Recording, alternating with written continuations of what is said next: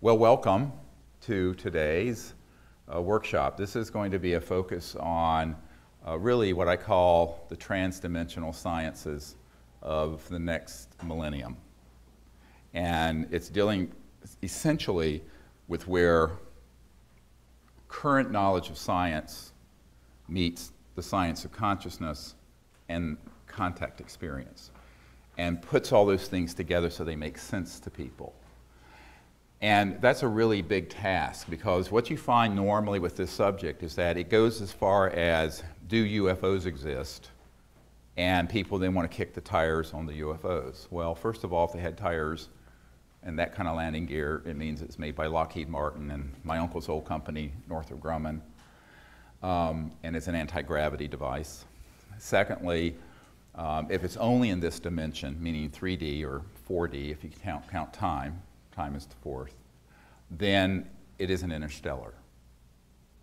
So the first thing to get your mind around is to forget everything you know about conventional wisdom, if you've studied the UFO subject, but also what you know about conventional science, because they're both antiquated and have been purposely kept antiquated. I'll get into this in a moment. Dumbed down. And what I want to do is share what I think you and the public need to know to understand what has been called the phenomenon, this sort of meta-phenomenon of ET contact and UFO phenomenon that goes beyond just the fact that they're moving at 100,000 miles per hour and can make a right-hand turn without decelerating and not kill the pilots on board with 1,000 G-forces or whatever that would be, because that's all very interesting, but it kind of begs the question of, if they're interstellar, how'd they get here? And the fact that they're here a priori, they use something that's beyond even post-quantum physics. And this is a little bit like going back to Thomas Jefferson's era, which was only a couple of hundred years ago, and showing him this thing, a smartphone. And there'd be no foundation for understanding this. This would be metaphysical. So to the New Age people, they say, well, it's a metaphysical thing. Well, I say, well, what? What do you mean metaphysical? Metaphysical is just a term that people use when they don't quite understand the science of a phenomenon that's occurring. There is no metaphysical. It's all a level of consciousness of where you're coming from. So if you're an advanced civilization that's interstellar, by definition, you're transdimensional. So you're dropping out of linear space-time, and then you're reappearing at another point in space-time, but not in a straight line. And the comprehension of that requires a lot of humility on the part of humans, which we typically lack, but particularly scientists and theologians. We'll get to that a little bit later. There's people with spiritual understanding. Because the paradigm is one of where there is this nexus where what the physicist Goswami described as the self-aware universe comes together with post-quantum physics and way past spin theory and string theory, and where you begin to be very cognizant of the fact that these technologies that are interstellar are operating from a level of an understanding of the cosmos and reality that is one where consciousness and the mind is present at every level, even the 3D level, because it's the only thing that explains the phenomena and all the different manifestations. So I use this term TDIS, transdimensional interstellar, and so I just want to introduce that right off the bat. So TDIS is a term that I use for what we're dealing with when we look at the science of consciousness and the physics of how the spacecraft move, operate in our space, but also go from one star system to another. And of course, in the aerospace industry, they have more colorful terms for this. I was flying last year to Australia, and I accidentally was put beside a man going from Sydney to Brisbane who was a Northrop Grumman engineer. I said, oh, it's my uncle's old company. My uncle worked on the lunar module, the thing that landed on the moon with Neil Armstrong in it. And he says, oh yeah, that's really cool. And I said, yeah. You know, he was a young engineer. And he said, what are you doing? I said, well, I'm here for a meeting. He says, oh. I said, kind of dealing with some of the stuff that you may or may not deal with. And I just opened the door a little bit. He says, oh yeah, we know what, we call that PFM. I said, what? He said, pure fucking magic. And so, his words, not mine, although I did repeat them, redact, but that is why it's called PFM. But at the CIA, it's called WSFM. Have you all heard this term before? The first time I heard it, it was from the science director, a guy who's one of the top guys in the science director at CIA, who's actually been encouraged me to do what I've been doing since 1992, because he can't, because they'll get assassinated. So he says, you do it. If you get assassinated, who cares? And so they use this term WSFM, sounds like a radio station. It stands for Weird Science and Frickin' Magic. And that is what they call this. In the Naval Research Lab, people call it that.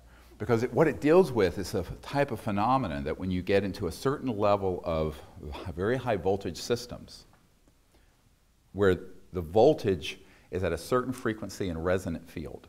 And I'm not going to bore people with the arcana of this, but let's say you have a Poynting vector, or you put an energy field with very high voltage around an object that's a couple million volts, but very, very low amperage.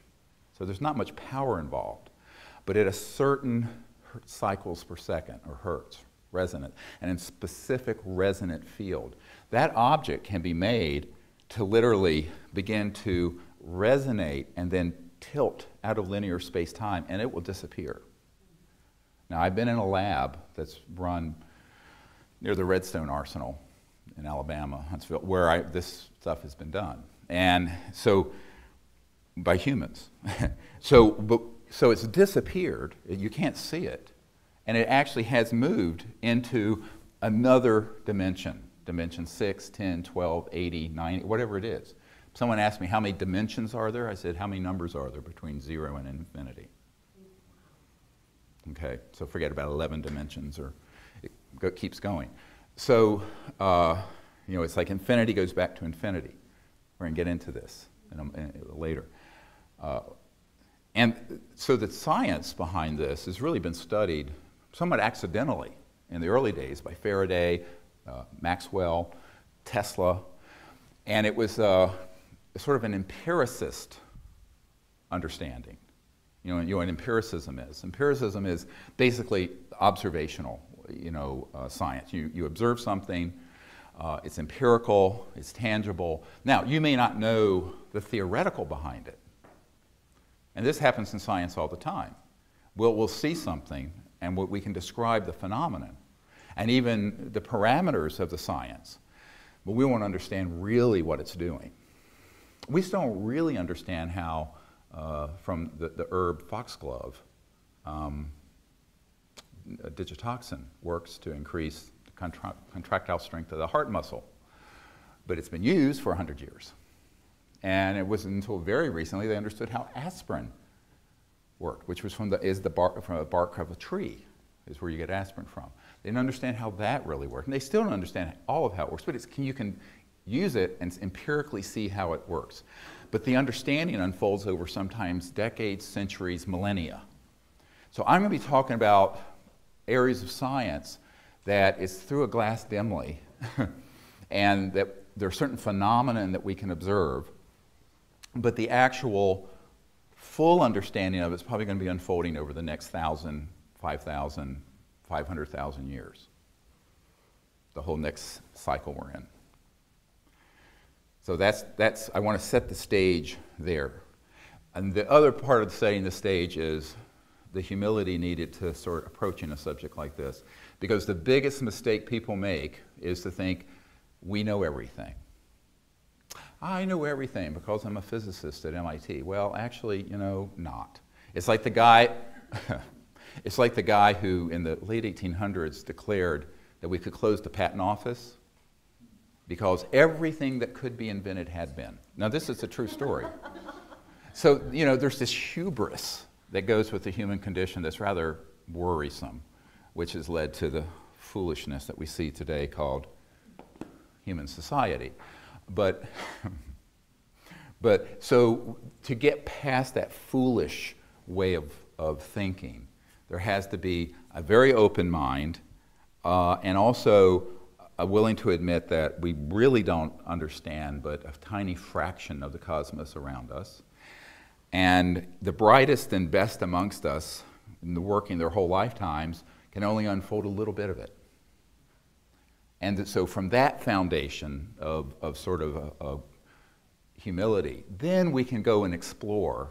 And if we don't understand something, you just file it and say, well, someday we may understand this. But don't discount it. Because it's often the things that are discounted because it's not fitting into the box of the current paradigm of science or religion or thought that gets chucked out. And that's where the good stuff is. That's the really good stuff. And often people who do begin to explore those things get persecuted. Like the University of Virginia. We have our farm out near University of Virginia. And there was a medical doctor who discovered that there was a bacteria, H. pylori, that causes a lot of the really bad bleeding ulcers. And it ran against the theory that it was just too much acid. And that if you took a course of this and that medicine instead of the acid medicine or with it, it would cure them without surgery or anything. He got run out of the country, ended up in Australia. Australia was the only place he could get a job. He ended up getting the Nobel Prize. But the initial reaction of the scientific fundamentalist paradigm, the high priests of science, were to say, no, it can't be because we know everything about how this works. Well, it turns out they didn't know anything about how ulcers worked. So the same is true in physics, the same is true in materials, and the same is true in theological thought and consciousness studies. So I think that's why we have to sort of enter this whole subject with that kind of perspective. Then you can at least begin to explore with something resembling an open mind and learn something. The other thing to understand is that almost everything that I'm going to talk about today has been known in some classified project or another for a very, very long time. But in pieces, maybe not put together the way I'm going to present it. My job is to sort of synthesize it and connect the dots, which is my job today, is really to connect all these dots for you guys. So that you leave here understanding, wow, that's why an E.T. craft does that, or that's why I had this experience in a contact moment, or that's what the future of energy and technology is going to be. And a deep understanding. Now, what I will try to avoid is too much technical jargon, because this is not a group of physicists, but, and I'm just a country doctor from Virginia anyway, so we'll sort of avoid, that's my line when I've done things at the Pentagon. I'm just a country doctor from Virginia. But you have to, you know, feel in your heart that the knowledge can be understood even if it's not in all the technical aspects, the concepts. So if you get the concepts, then you can move into what I call an operational paradigm. And the operational paradigm means that you can put together the phenomenon you see and your own experience and consciousness and thought and do something with it.